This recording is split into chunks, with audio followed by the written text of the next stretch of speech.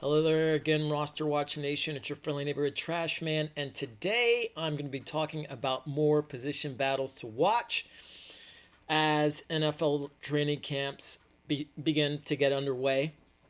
This time I'm going to be talking about battles in the AFC North, starting out with the Baltimore Ravens, J.K. Dobbins and Gus Edwards specifically. Truth is, both of these guys are going to get a ton of run in one of the league's most run-heavy offenses, if not the most run-heavy offense in the league.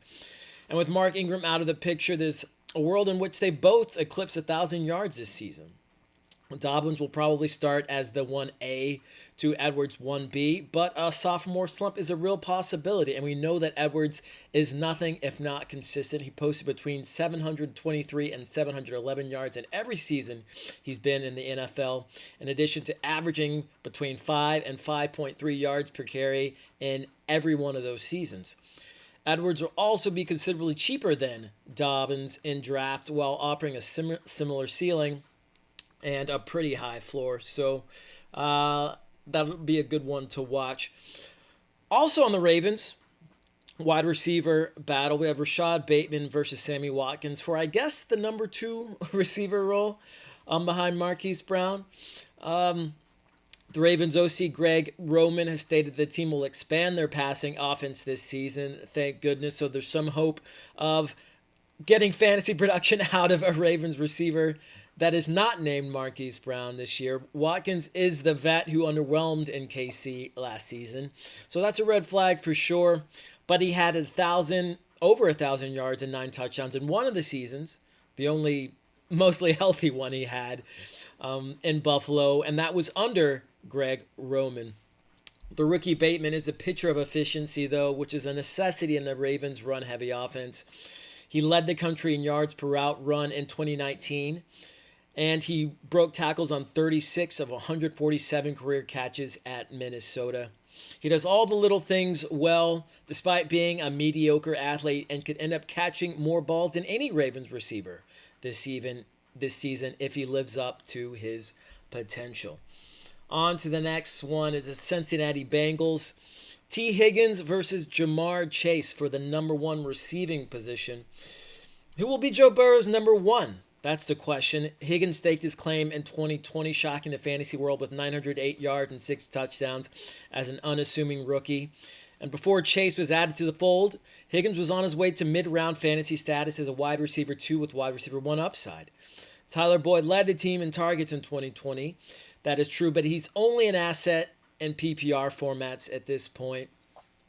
Chase changes the script entirely now that he's reuniting with Burrow, who was his quarterback at LSU in a landmark season they had together. Chase is a former Biletnikoff winner, meaning he was arguably the best receiver in the nation, who was also the first receiver to break a 4.0 second shuttle time since Amari Cooper did it in 2015. He's an incredible athlete, and he could ascend to the number 1 receiving status in Cincinnati before the season even starts, and that's why we are watching this battle play out. On to the next team, you have the Cleveland Browns. Anthony Schwartz versus Rashod Higgins versus Donovan Peoples-Jones for the number 3 receiving position in Cleveland. It may seem irrelevant on the surface, but Odell Beckham has played 16 games only once in the last 4 seasons, and he's coming off of season-ending knee surgery. There's also a chance that the Browns trade him, as will count $15.8 million against the cap if he stays. Higgins is the default leader of this pack, as he's been with the team the longest and posted a pretty decent 599 yards last season, with Beckham missing 9 games. There's nothing special about Higgins' game, though. Peoples-Jones, on the other hand, is a much more impressive athlete. He put up 21.7 yards per carry in his rookie season, with 304 yards and 2 touchdowns on just 14 receptions. At 6'2" and 212 pounds, he's arguably the Browns' most physically imposing receiver, in addition to being a field stretcher. Schwartz is the newcomer of the group, but he's the most intriguing prospect of the lot, as he's got track star speed and can run the ball out of the backfield. Whoever comes out on top here would be cheap ODB insurance and perhaps a surprise fantasy asset on a team that's only beginning to see its peak offensively. And on to the last team in the AFC North, the Pittsburgh Steelers. We have Deontay Johnson versus Chase Claypool, kind of versus Juju Smith-Schuster. I mean, the question here is, which one do you take first in drafts? The question is the reason we watch them in camp. The main battle will be between Johnson and Claypool for top dog in Pittsburgh. Most likely, they both had close to 1,000 yards in 2020, with Claypool snacking 11 touchdowns to Johnson's 7. Johnson had nagging injuries throughout the season, though, so that definitely wasn't his ceiling. Juju, on the other hand, had a lackluster season compared to both of them, but he says he's going to play outside more this season, and he's still only 24 years old. That sounds crazy, right?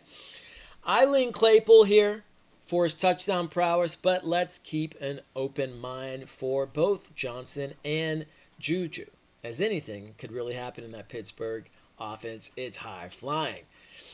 Anyway, these are position battles to watch for the AFC North. Stay tuned for the next segment.